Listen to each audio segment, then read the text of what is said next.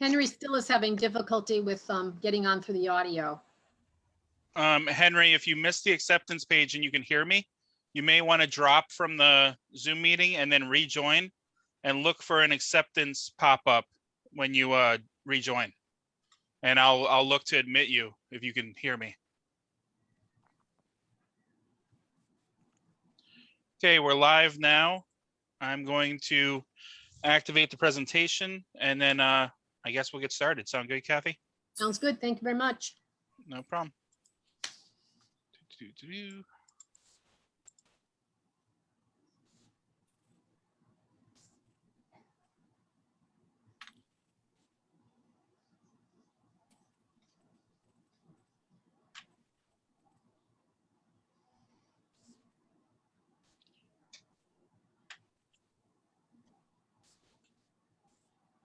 Okay, 1 second.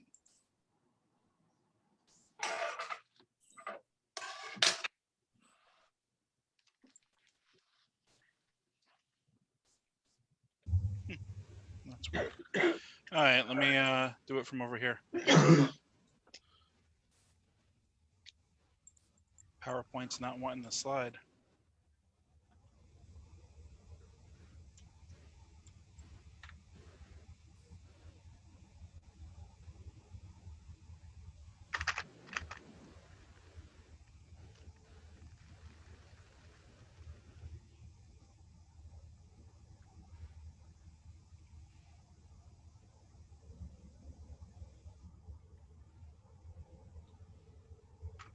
There we go.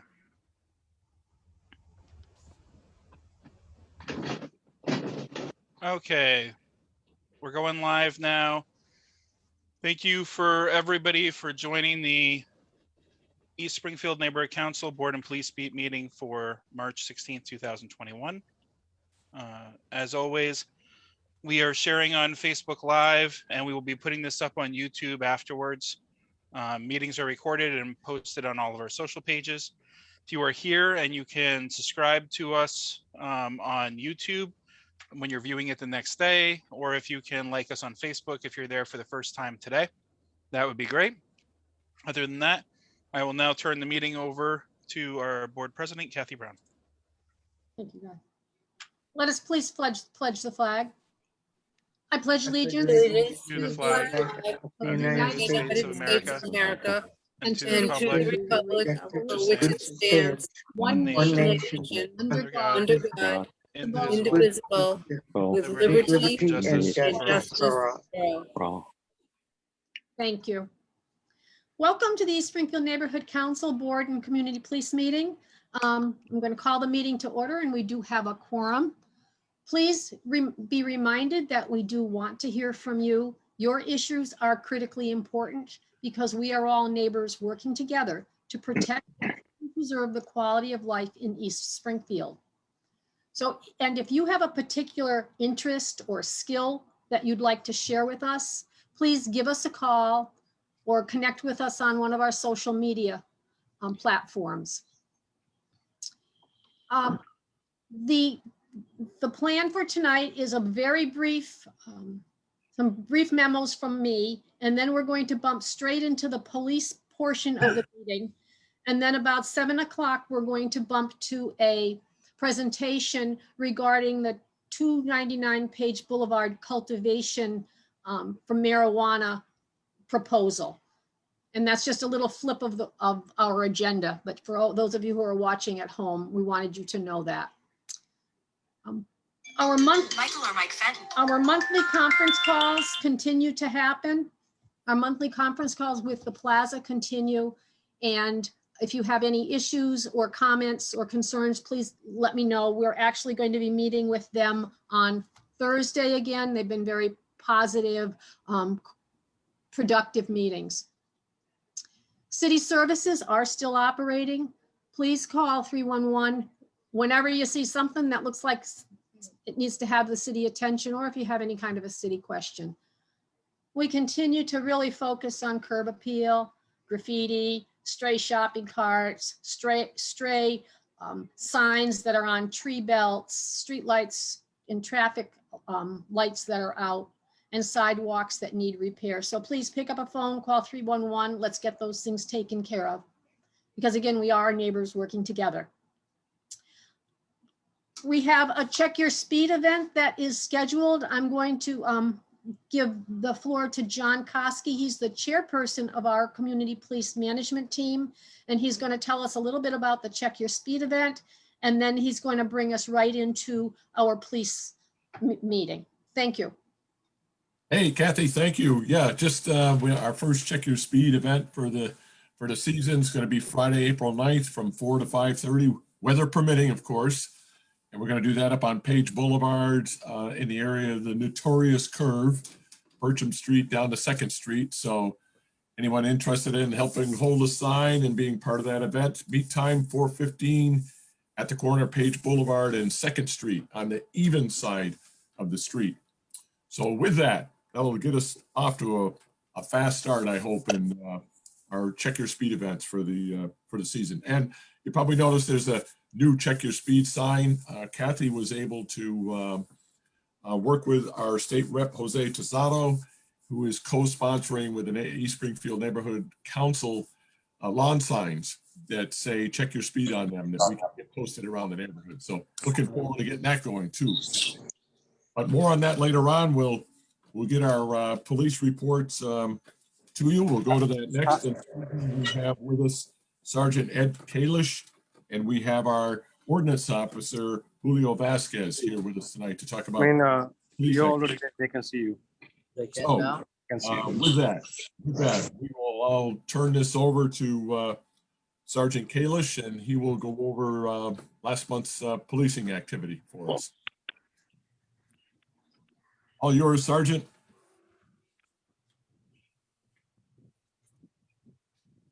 And we still got you there?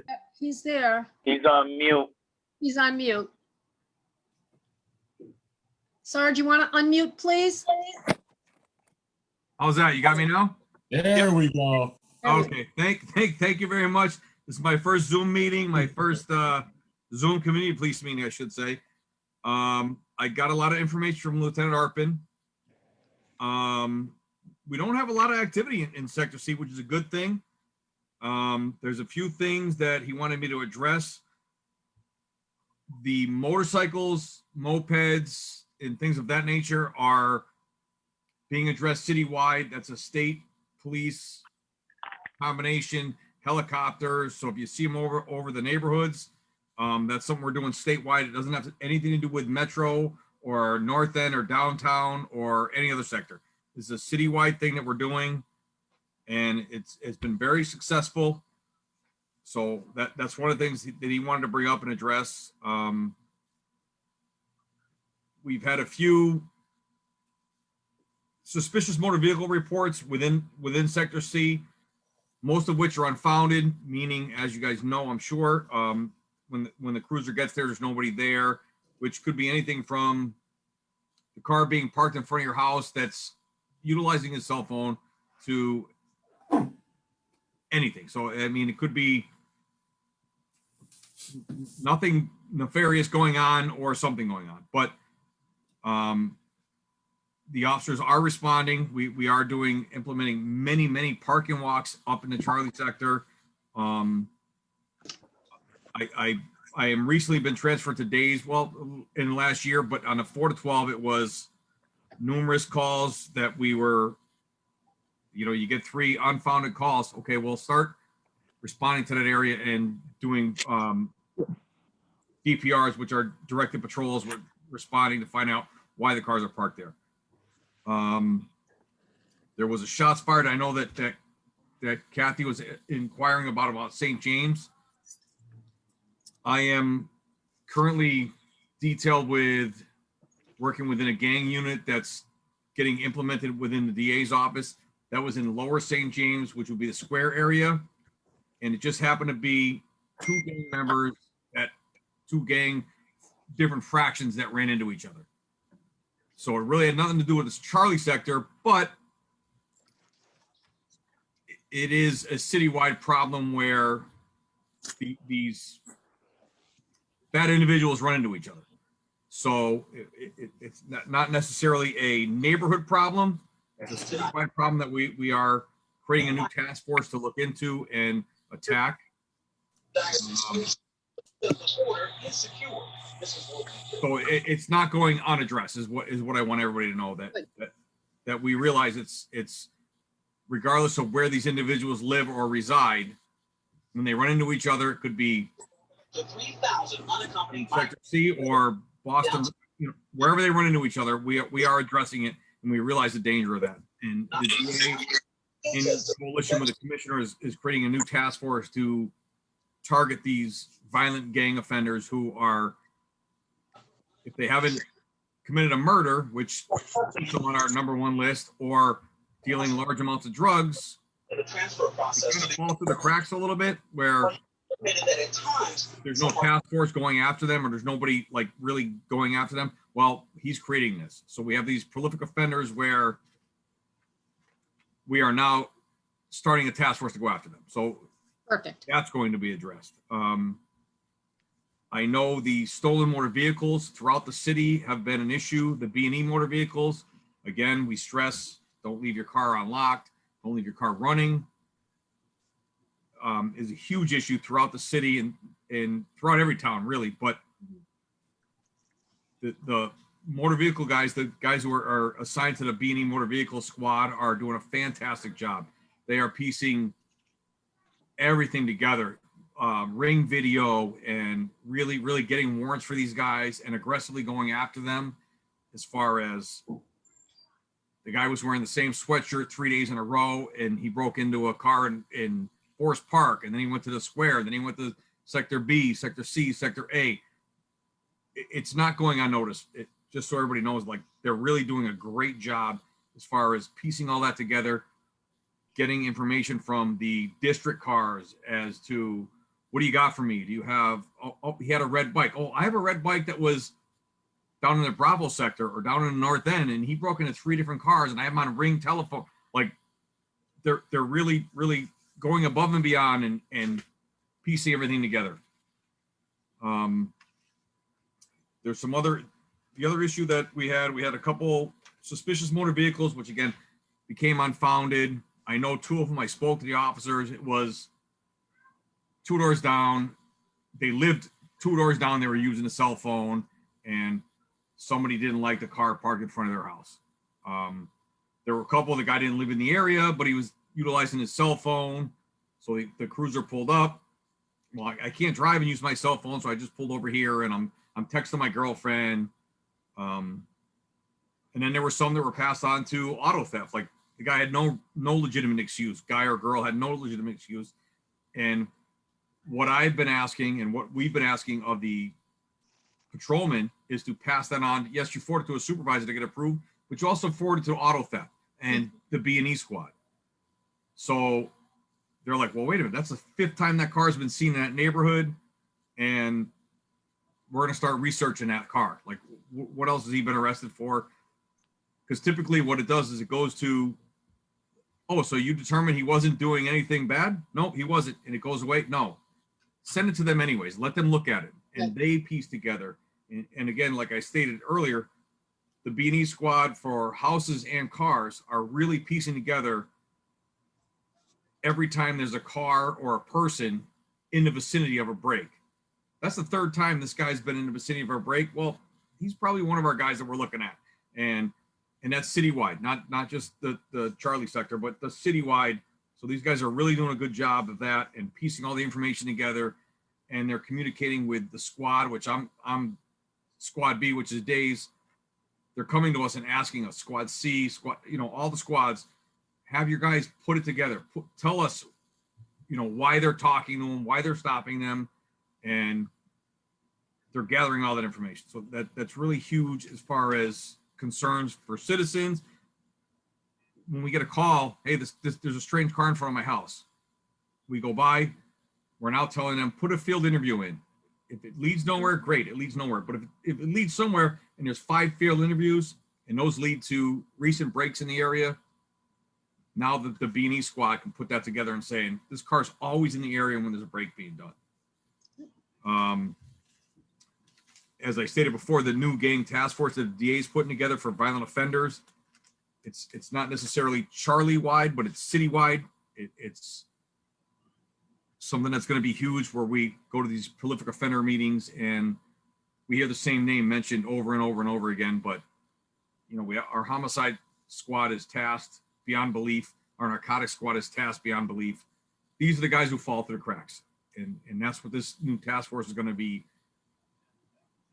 going after, of the guys who roll around and meet each other at intersections and have a shootout. Well, if nobody gets killed, I'm not saying the detective bureau doesn't go after them or the narcotics bureau doesn't go after them, but there's bigger fish when someone gets killed, and there's bigger fish when we have confirmed drug dealers.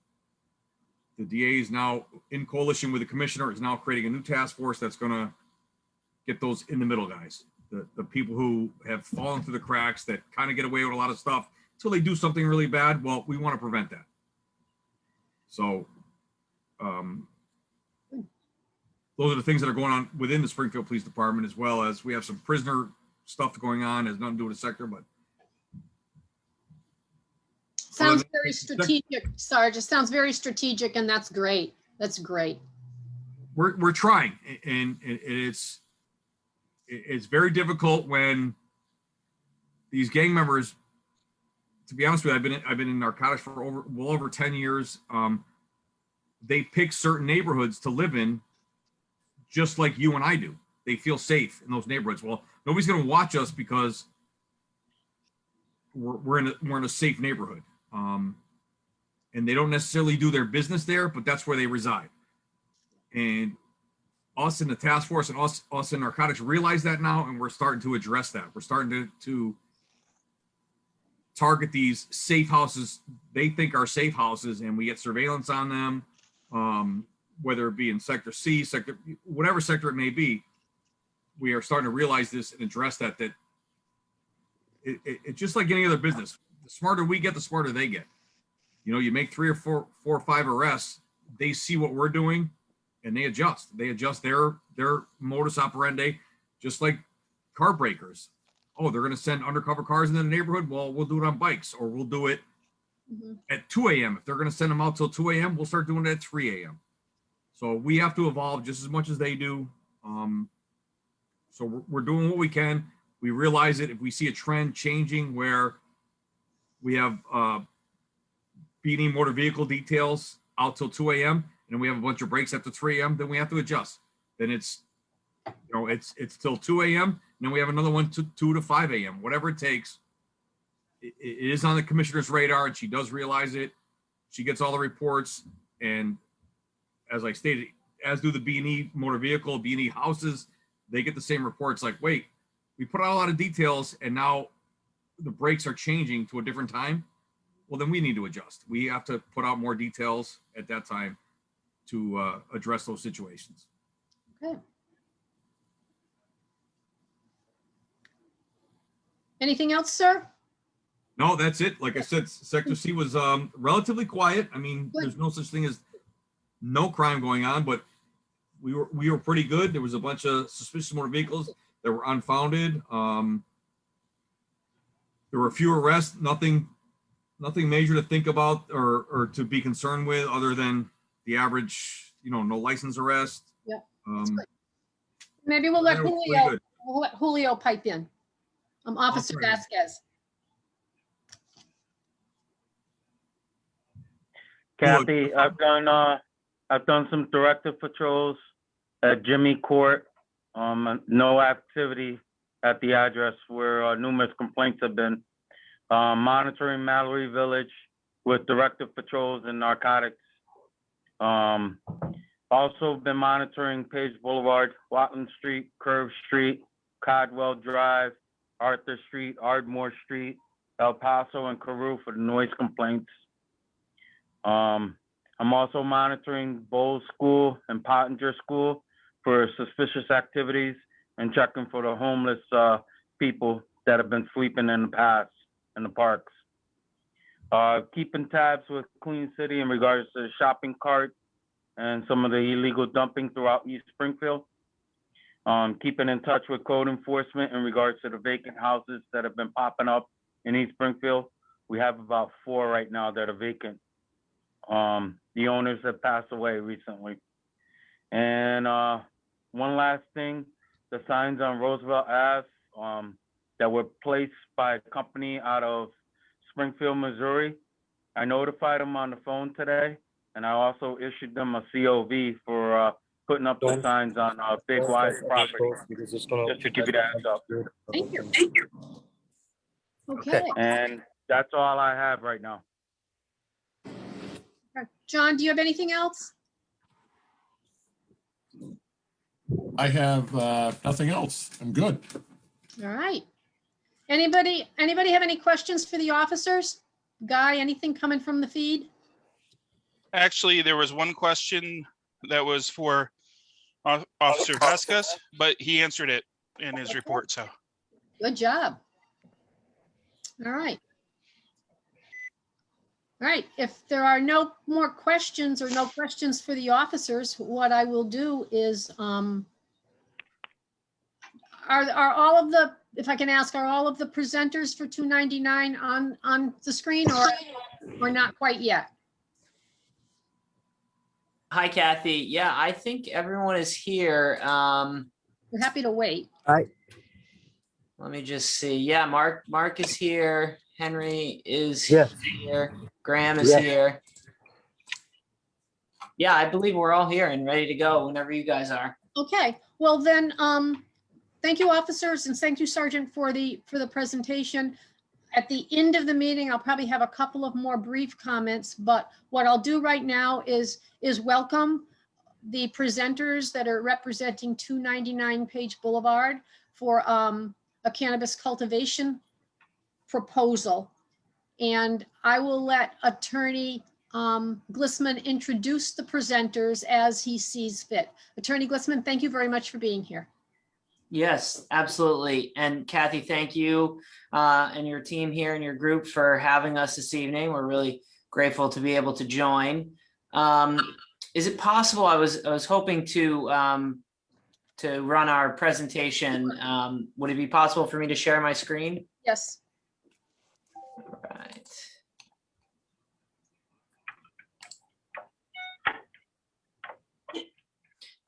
All right, can everybody see the PowerPoint here? Yes. Yes. Yes. Excellent. Excellent. Well, good evening, everyone. And thank you again, Kathy, and the East Springfield Neighborhood Resident Association for having us this evening. My name is Dan Glissman. I'm an attorney with Prince LaBelle Tie, and here on behalf of Page Cultivate LLC in connection with their proposed marijuana cultivation and marijuana product manufacturing facility to be located at 299 Page Boulevard, Lot 2. The company has put together a really strong leadership team to help guide the development of the facility and really ensure that the project is in keeping with the standards set forth in Springfield and is a compliant and efficient operation. So with that, I want to just hand it right off to Mark Waldron, the CEO for Page Cultivate LLC, to give a brief introduction. Go ahead, Mark. Thank you, Dan. Hello, Ms. Brown, and to all of the East Springfield Neighborhood Council. My name is Mark Waldron, the CEO of Page Cultivate, or 299 Page Boulevard. Just thank you very much for your time and allowing us to present to the ESNC this evening. We're so excited about this opportunity. We've been anticipating it. I'm joined today by several of my colleagues, obviously Dan Glissman, our attorney, Henry Payne, our Director of Human Resources, Graham Burke, who you see on the slide here, our Director of Cultivation, Dan Linsky, our Security Consultant with Kroll, and our engineers and designers, Kurt Smith and Tim St. Germain. I'm also the CEO of Vibe Growth Corporation. We're a successful operator of 5 retail cannabis stores and 2 cultivation operations, one 20,000 square foot operation, and a second that is expanding from 20,000 square feet to 60,000 square feet. Previously, I was the CEO of Domino's Pizza of Canada, where I oversaw 235 corporate and franchise Domino's stores. And I was the CEO of an American Stock Exchange public company before that. I was also a vice president with JP Morgan in New York. So I just want to thank you again for your time this evening and for being patient. And just like to pass it off to Graham or Henry Payne. So either gentleman. Go ahead, Graham. Go ahead, Graham. Thank you, Henry. Hello. Happy to be here tonight, and thanks for having us. My name is Graham Burke, and I'm the director of cultivation for Page Cultivate. And my background is pretty diverse in the cannabis industry. I'm currently the COO and a founder of Rough and Ready Goods, which is a successful California licensed cannabis manufacturer and distributor. We manufacture a wide variety of products from cartridges, packaged concentrates, packaged flower, pre-rolls, infused and uninfused, as well as tinctures and topicals that we distribute throughout the state of California. I've also been privileged to have been involved in several other Massachusetts startups over the last several years that are currently operational and are experiencing great success. And I hope to be able to do the same with Page here and in the city of Springfield.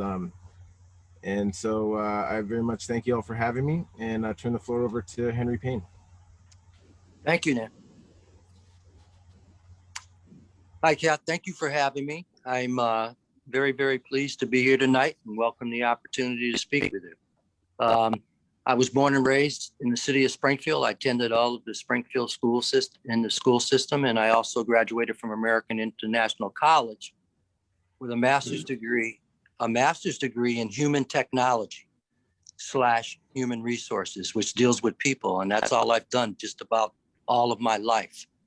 I have human resource experience for over 35 years. And just to give you a little background, I started out being a teacher of business law and a basketball coach at the High School of Commerce. Left there and attended American International College.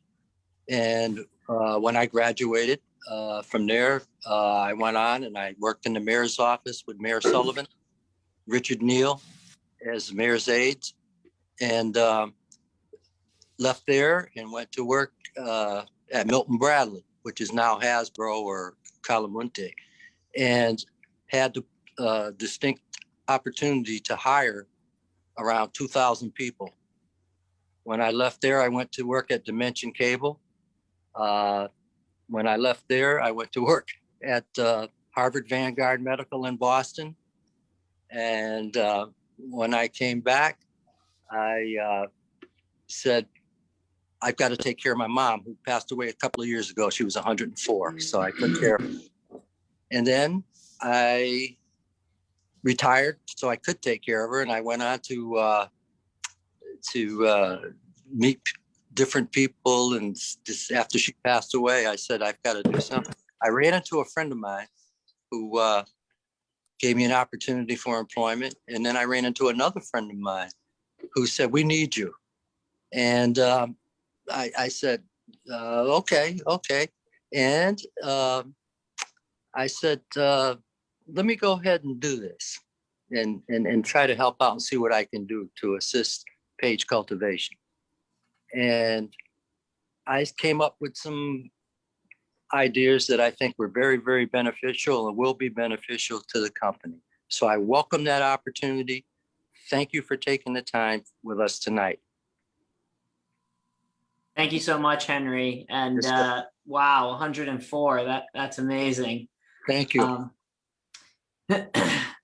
So as you guys can see, the team has really put together such a strong leadership team with both, significant experience in the cannabis industry and very, very deep ties to the city of Springfield. So really proud of that.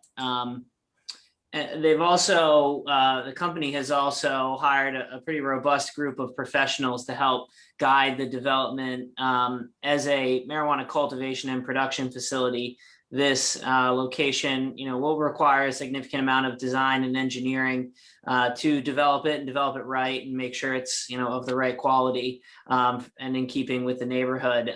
So in that vein, they brought on Matthew McGeorge from McGeorge Architecture Interior to do the design work. and the two members from Fuss and O'Neill that are joining us tonight, Tim St. Germain and Kurt Smith. Together, Kurt, Tim, and Matthew have designed over 1 million square feet of cultivation space in Massachusetts and throughout the country. So really strong team on the design side. They've also engaged Kroll Security, and specifically Dan Linsky, the head of their Massachusetts operations, for security consulting. Dan Linsky is the former superintendent in chief of police for the Boston Police Department, and he represents a number of cannabis establishments here in Massachusetts and provides security consulting services. So Kroll will be able to help, design the camera layout and work closely with the Springfield Police Department and ensure that videos are placed properly, video cameras rather, and and just really work closely with them. My office, we've been involved, Prince Lobel have been involved in representing cannabis clients in Massachusetts since 2014, 2015, really at the beginning of Massachusetts medical marijuana market. And we've really developed a pretty strong practice to date. And I'm one of the core members of the cannabis group there. I've represented a ton of folks through the state and local licensing process in Massachusetts. And then the landlord for the site, DLA Page LLC, will be managing the construction side of this. And DLA Page has done a number of construction projects in the city, and they hope to bring to bear their construction expertise and really ensuring that the final product here is something that everybody can appreciate and be proud of. So before I get into too many details and specifics about the site, I'd like to give an overview of what the cannabis industry looks like here in Massachusetts. It's really an exciting time to be a part of cannabis in Massachusetts. The image that you see on the left here is a depiction of where all the licenses have been issued by county. As you can see, there's almost 60 licenses that have been issued in Camden County here. And this is, encompassing all cultivation, production, retail, and other various license types. Some other key statistics or good statistics rather is the industry since its inception or its first sales in November of 2018 has grossed $1.24 billion of sales.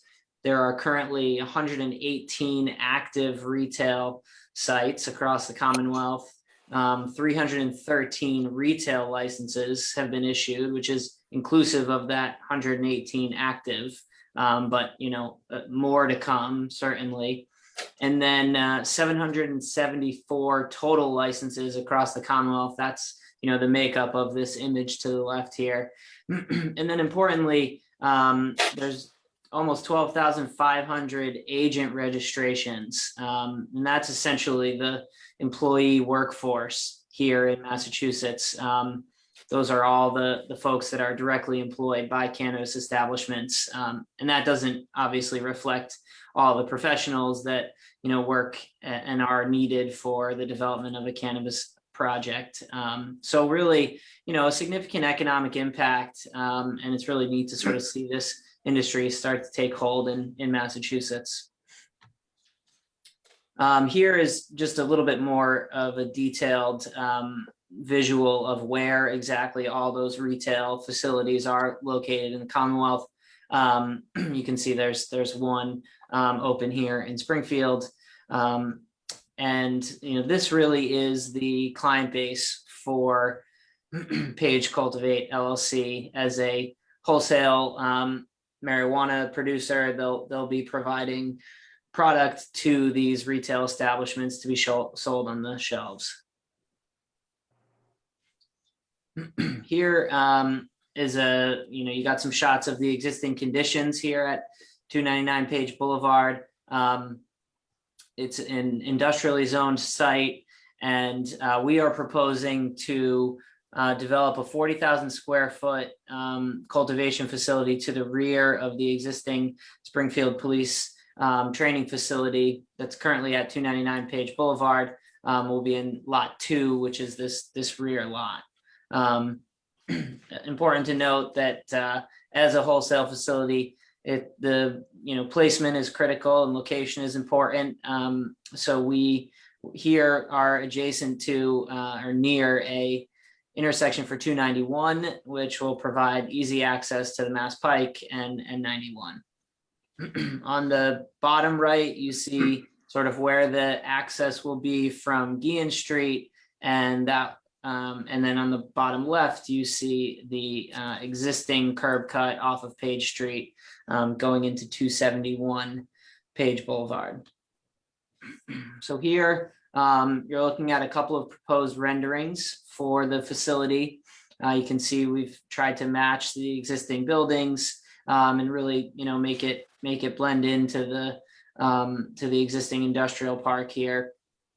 The lower rendering shows again almost that same shot on Page Boulevard, looking at the existing curb cut, and we're proposing to sort of restripe a parking lot and properly landscape a parking lot here for our employees to park.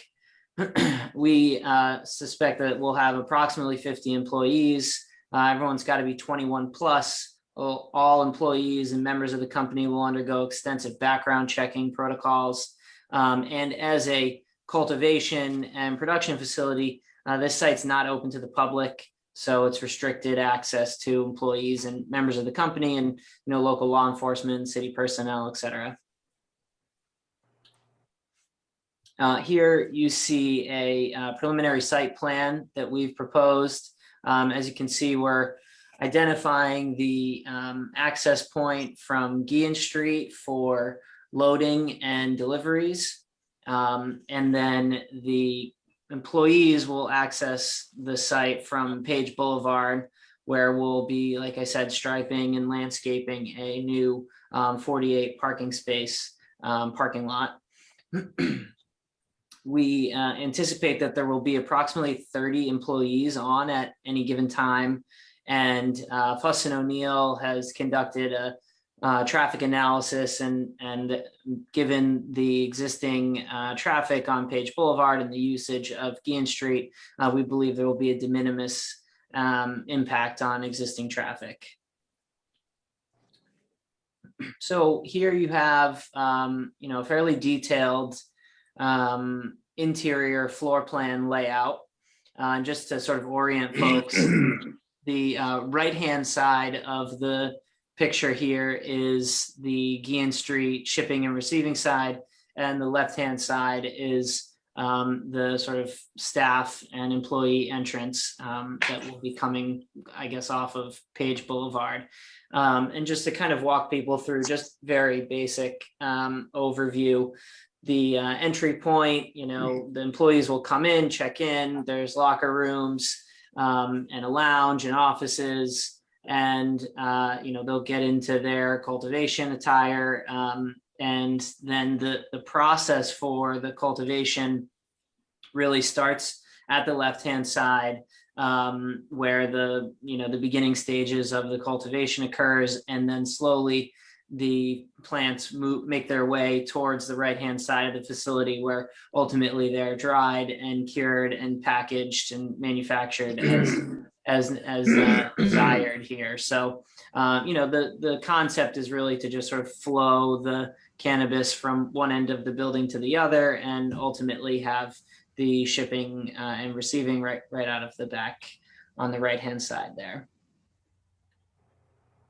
As a marijuana cultivation and product manufacturing facility, they'll be, cultivating cannabis flower on site, producing concentrates, as well as marijuana infused products. The facility itself is a ground up build. There's nothing there right now, so the estimated construction cost here, approximately $15 to $16 million. We anticipate an 8 to 10 month construction timeline for the development of this facility. And we think, approximately 50 to 75 construction jobs will be utilized to develop this site. Once the facility is open and operating, during the first full year of operations, the company anticipates a $35 million gross revenue, which would result in impact fee payments to the city of just over $1 million. And then again, as a new building, there'll be new real estate tax revenue coming to the city. We're estimating that at about a $500,000 based on the proposed size of the building.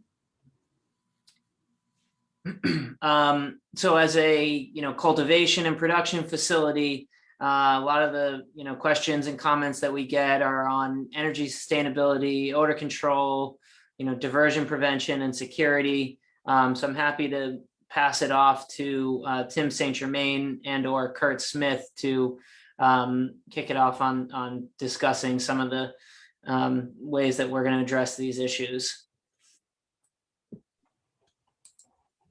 Hi, everybody. I'm Kurt Smith. Thanks, Dan. I work for Fuss & O'Neill. I work in the Environmental and Facility Services division of the company, and my primary focus is helping folks design facilities. Cannabis, as you know, is an agricultural crop with a lot of technology involved.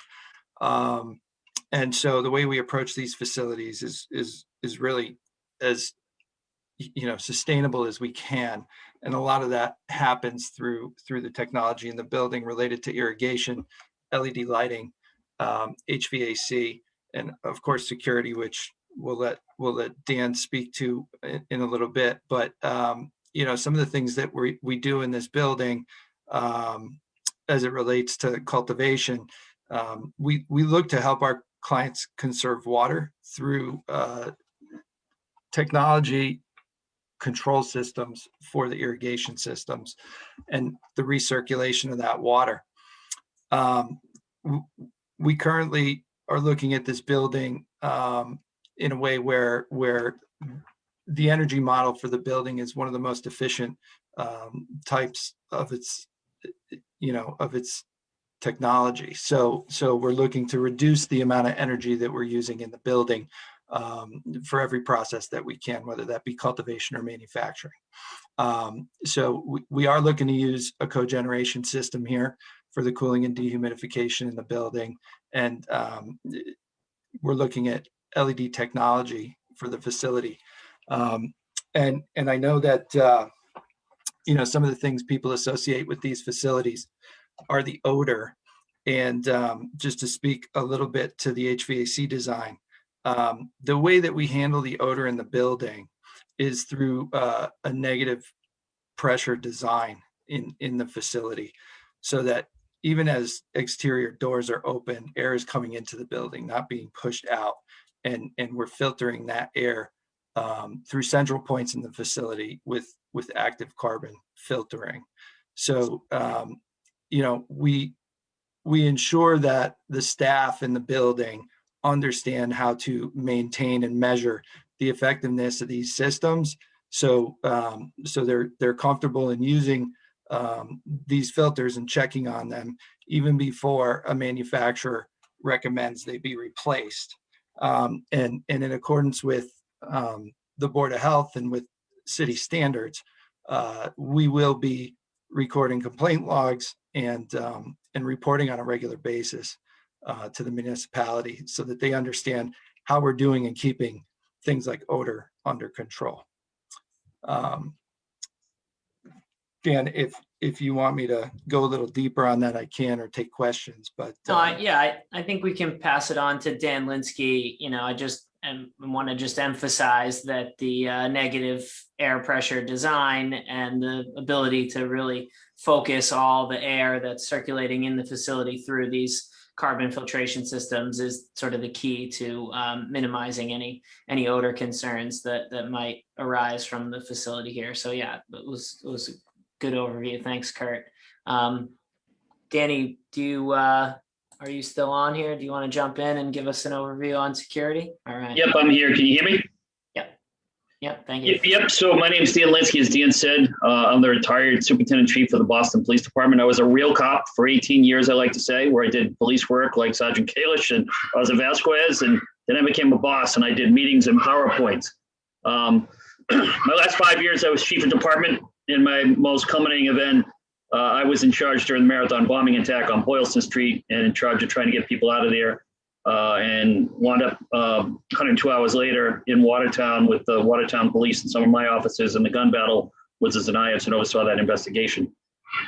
I, like Sergeant Kalish, had spent about 12 years in narcotics, purchasing narcotics, running narcotics task force. I worked undercover. I did all kinds of narcotics cases, from small street level operations to, our team met with and negotiated with the cartel to bring pallets of cocaine into storage units. So worked DEA, FBI, ATF undercover investigations for a long period of my career and know the world well. Stood with the State House with about 100 police chiefs and the governor and said we shouldn't allow cannabis to be legalized in Massachusetts. We're going to see crime go up through the roof. We're going to see kids utilize this stuff, and it's going to be bad. I think the only thing that my fellow citizens in Massachusetts agreed with me on in that election was that I could repair my own car at my mechanic. Everything else I voted for went down in flames, and cannabis passed. I retired from the PD, had a consulting shop out of my home, and I had a neighbor. She was a 40-year school teacher for the city of Boston Public Schools, and she had no family, literally had no family except for the Linskys, the Petrofritters, and the Bowens, the neighbors around her. She had stage 4 lung cancer, and I was able to take her for her chemo and radiation treatments. And I saw what the opioid process to try and deal with her pain did, and I watched her waste away and realized that there was maybe some benefits to medical cannabis. Around that time, I had been approached by clients asking me to get in the space. I've turned down ownership interests in facilities. I'm not interested in being an owner. When people equate, well, how could you be a former cop and do this? I didn't write the laws before. I enforced the laws that were there. And my job here is to make sure the clients are abiding by the laws, the rules, and the code to keep themselves out of harm's way. And I intend to do that. I first called all the police chiefs and asked how bad it was, how much crime, how much of this has shown up in high schools, how many arrests, how many B&Es. And what I heard was resounding, it's not what we thought it was. And whether you call Brookline or Newton or Salem, we didn't see what we thought we were going to see. In fact, I pulled stats for dispensaries around the Commonwealth and the country, and crime has gone down around these areas because we usually take in blighted areas and energize them with people and programs. I have no intention of meeting the state standard for the security program that they require for this facility. I will exceed the state standard. My company, Kroll, is a global security risk management firm. I have pharmaceutical companies in Colombia and Mexico that we secure their products in a much higher threat environment than we have in Springfield. But what the clients bring me, a lot of folks, so access control cameras, that's something that a lot of security professionals can do, and we will do that. But what the clients have brought me to the table to do is to make sure that we're having these conversations with your group and other groups to make sure that for 28 years, I worked with community groups. I was on, we didn't do Zoom meetings, we did in-person meetings back in the old days. And I work with communities to improve quality of life in their neighborhoods. And that's the promise I am allowed by my clients to give. I don't get involved with a client unless they have an obligation to the community around them, that if there are issues and complaints, they call me or they call the manager, and we get back to you right away. And it's not with a, thought of we're going to look into it. It's what we found and what we're doing about it. So I've worked hard to build my reputation where I, enhance the quality of neighborhoods, and I intend to do that in East Springfield. I didn't talk till the age of 3, and then my mom thought I was a mute, and now she says they can't shut me up. So I'll shut up and then open it up for questions down the road. Thanks, Danny. So next, we want to just touch a little bit on our commitments to diversity and inclusion surrounding employment. And I know that this is something that Henry, feels particularly passionate about. So I want to give the floor over to Henry to allow him to expound on some of his fantastic plans for the company here. Are you still with us, Henry? Oh, Henry, I think you're on mute, actually.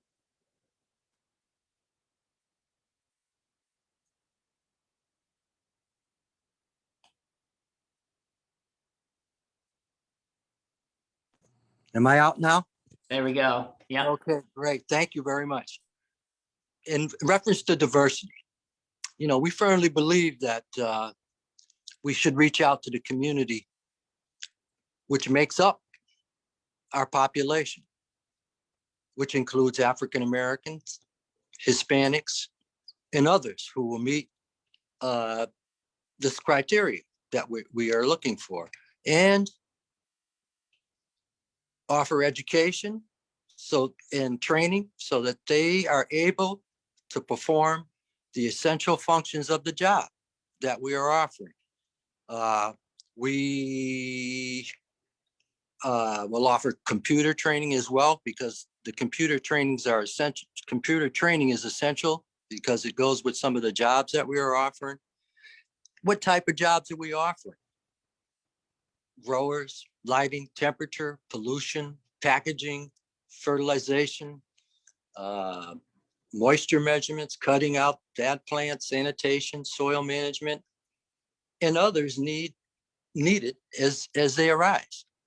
How will we advertise for these positions to get the folks into the company?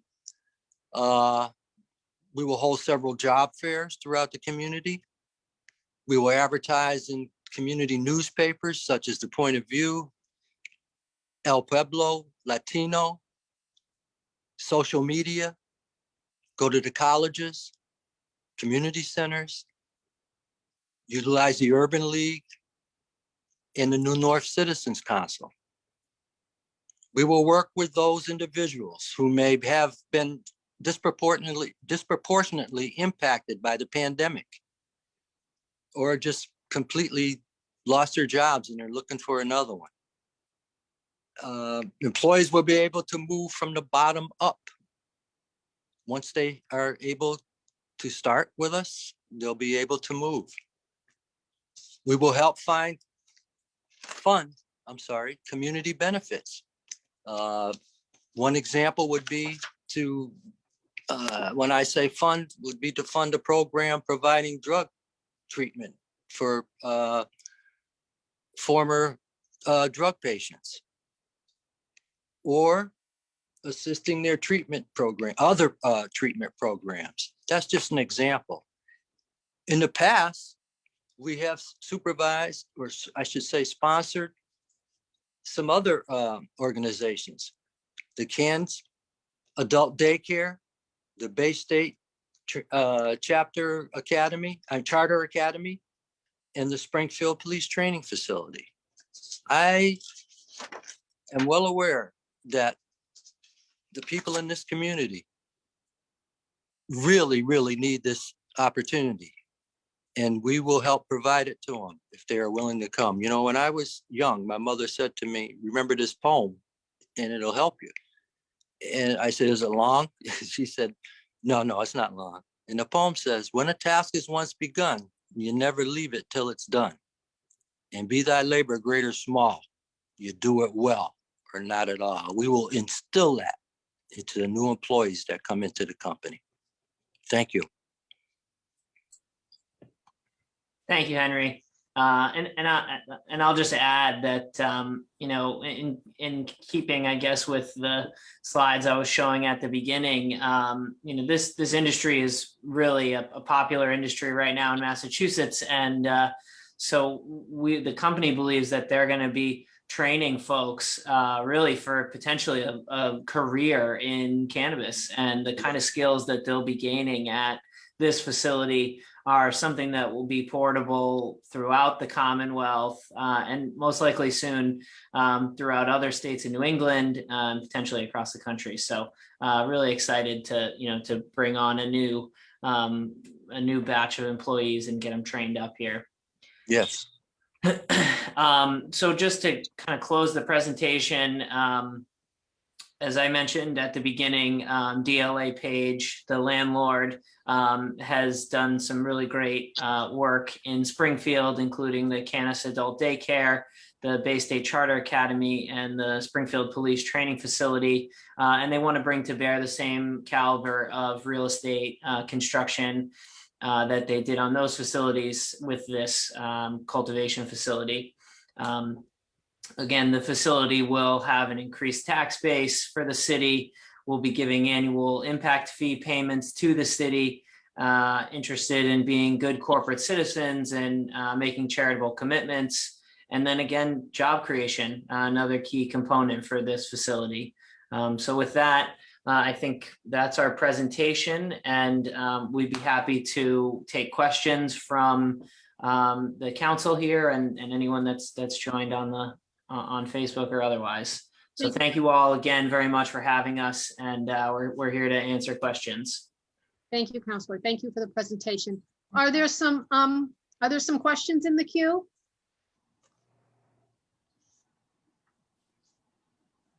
Guy, are there questions in the queue? Sorry, I was on mute. That's okay. Actually, we had no questions to the queue for this meeting.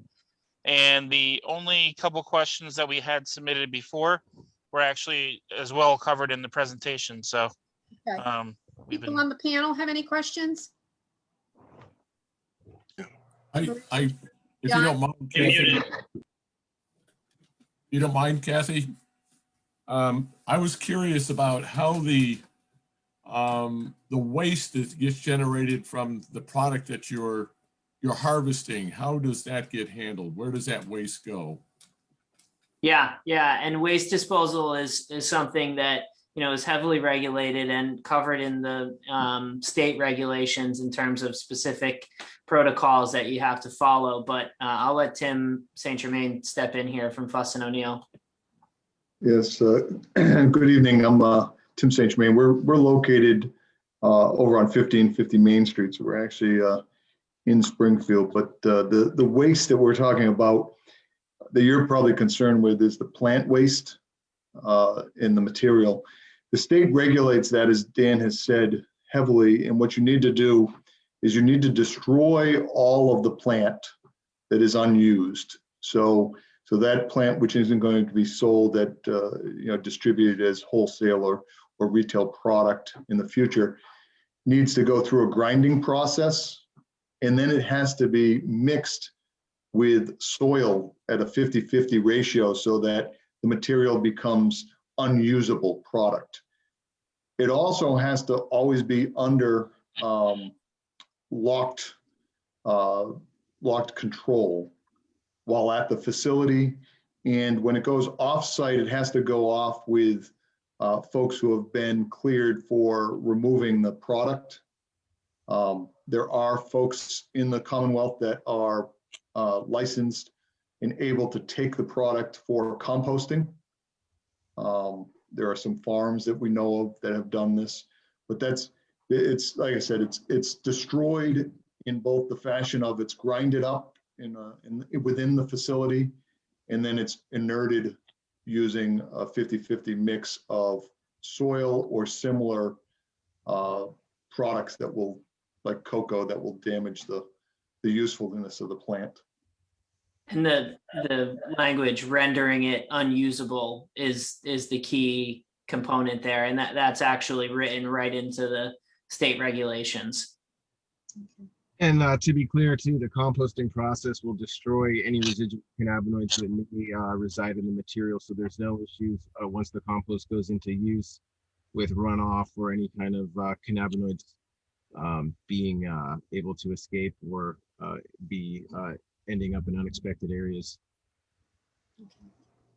And if I could ask one more question, Kathy. Yes, go ahead. I've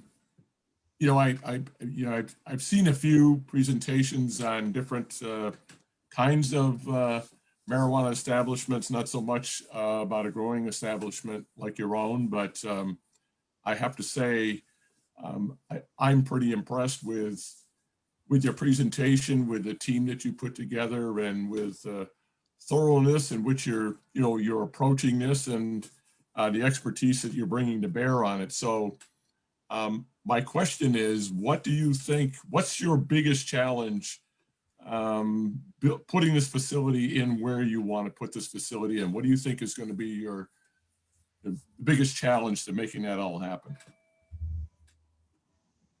Well, I can probably hit this one off the top, and then Mark or Tim, if you want to speak to sort of specific operational components. But You know, the process itself is a long and arduous process. I mean, just to begin with here, we are, you know, in the midst of an RFP process with the city. So the very first step, the first hurdle that we have to get over in order to move forward is to get chosen in this competitive RFP bid process and selected to get a host community agreement.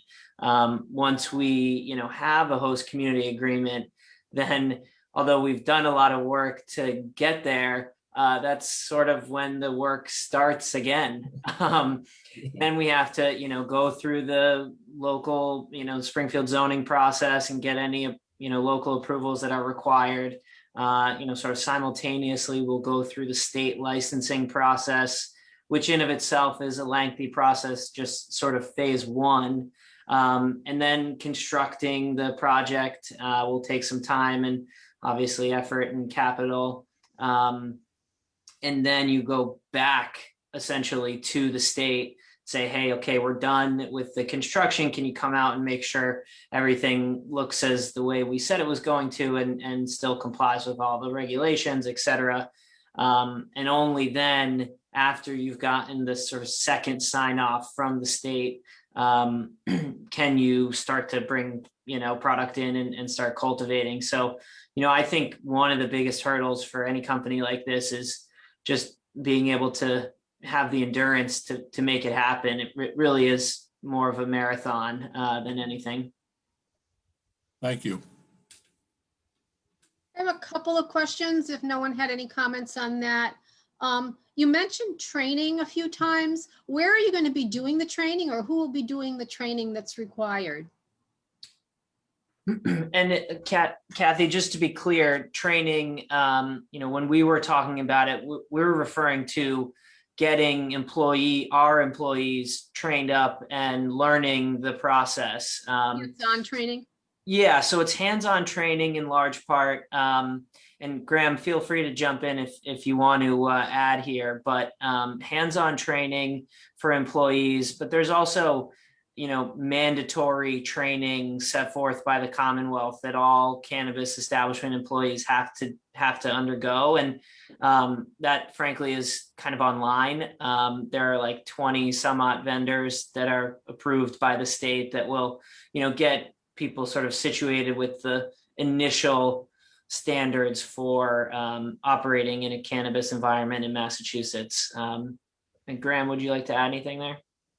No, just that we'd be training folks in the facility. It's the best way for folks to really wrap their head around a lot of the activities that'll be taking place. It's, you know, quite a bit different than a lot of other jobs that a lot of folks might have had in Springfield.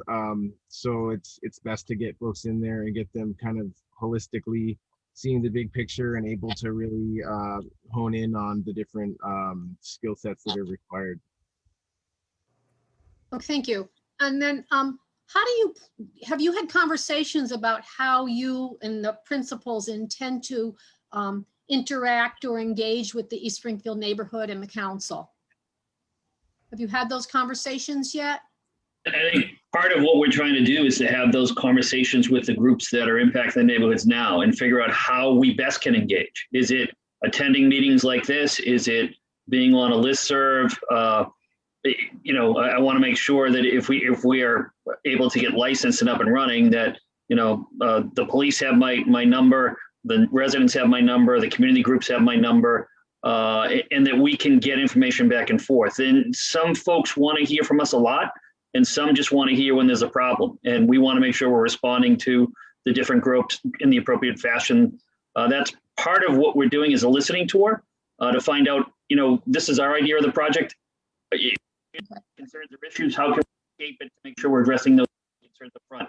And that could be fencing, it could be cameras, it could be signage, it could be hours, or, you know, no left the driveway. And that's kind of what we do now. It's kind of an information gathering. But I assume we would be hopefully on these. Well, I'm hoping we'll be in person someplace. Maybe we can even host in our facility. I don't know if we've got enough room, but you know, community meetings like this, going over the issues of the neighborhood in person once we all get our vaccines. Okay, thank you. And then I do have a question on the site. I don't know if you, Dan, if you want to pull back up the external site plan. I know that. I'll I give think it- when you go, I have a question too. Sergeant, go ahead. When the site's up, when you're done with your question, I have a question on the site as well, just so. Okay, yeah, give me 1 second. I'll pull it up now.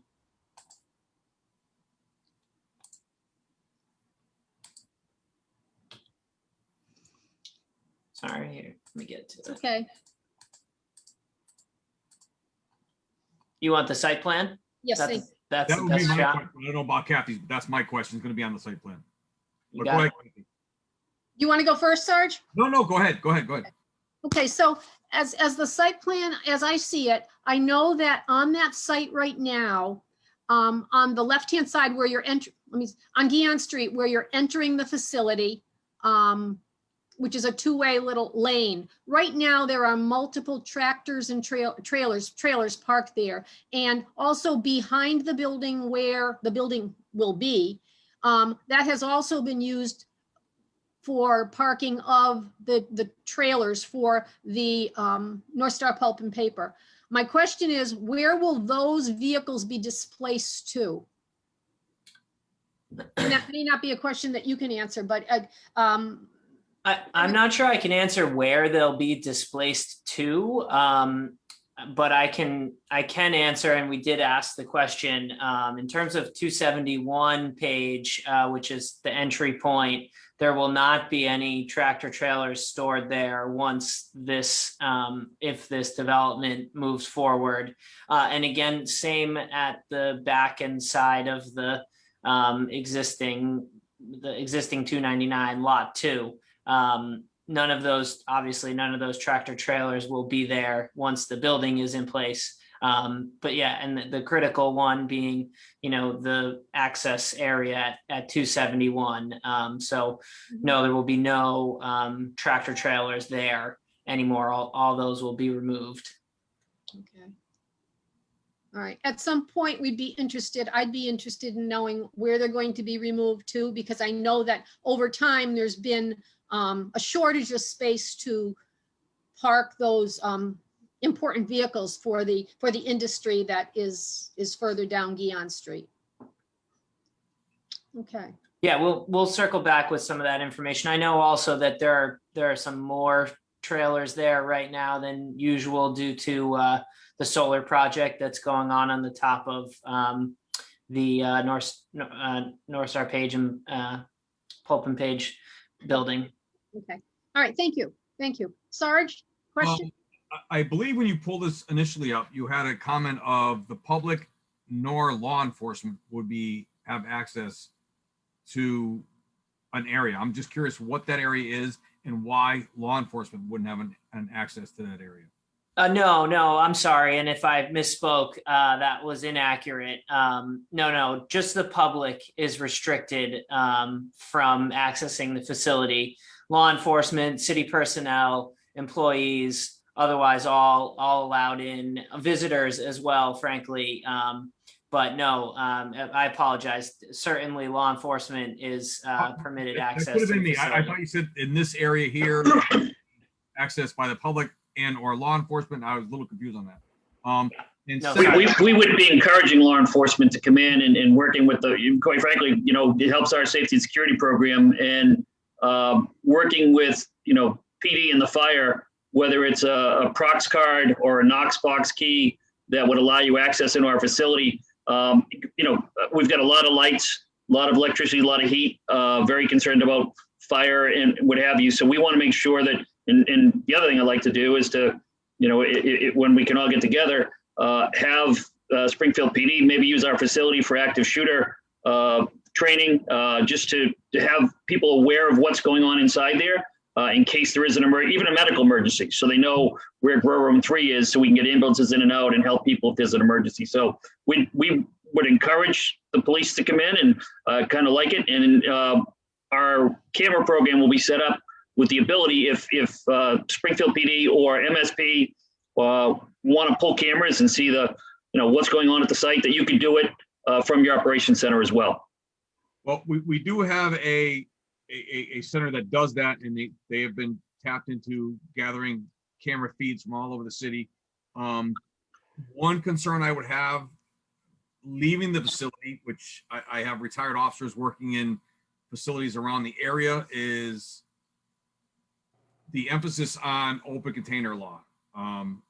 Obviously you buy, oh, this is very good, and you're opening it up, you're sitting at a red light and you're opening up this smell your marijuana is really good. The benefit we have with this location, Sarge, is this is cultivation only. The only product that's leaving this facility is going to a retail establishment. You can't go there and purchase for your own consumption. This is area on one of the blueprints. I thought I saw a retail area like it was going to be cultivation as well as, I'm sorry, no, it's all cultivation. Okay, then disregard that then. As well as manufacturing. And manufacturing, right? Well, correct. But one of the concerns we had was, and I hear this from retired officers, is people are leaving here and they're hitting the parking lot and smoking. They're doing this, they're doing that, and then you have under the influence driving. And yep. This is pure cultivation. Then that takes my concerns right out of there. I thought I saw like one of the maps, maybe the next map was a cultivation area with a retail area attached to it. It might not be this facility, but that's what I thought I saw. I'm sorry. So Thank you. Thank you for bringing it up though. Sorry. And that's something we work with clients in the retail space, that if Crow's involved, we have a good neighbor policy. Springfield PD pulls over somebody who goes to one of my clients' retail facilities and they've opened the package and violated the law. We get a notice from the PD. That's it. They're trespassed from our property. We blacklist them and they're not welcome back anymore, because we want good neighbors that do that. We don't have that here, but even, I'm never going to say never. One of our drivers decides to go down the street and he's got his own product and winds up, a neighbor takes a photograph of him. They're no longer welcome and they're no longer employed by the company. Thank you. Thank you, Dan. Are there other questions or should I move this along? The only other question that came in from Facebook was, how long is the commitment or longevity of this company? Is it a 5-year contract or longer? I presume that they're referencing the contract with the city. Go ahead. So the host community agreement contract with the city, by law, it's a 5-year contract. By statute, it's a 5-year contract. Although the standard in Massachusetts is that they, most folks there's usually an automatic renewal clause included in that, that will, automatically renew it with the city every 5 years.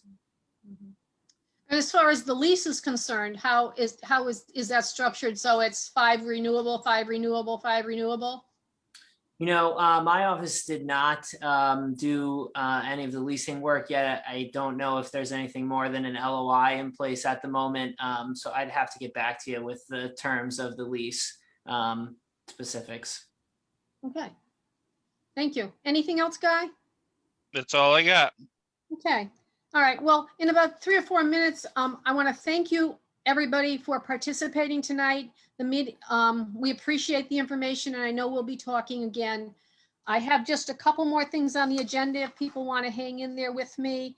I want just to announce that we have been advised that we did get allocated some money out of the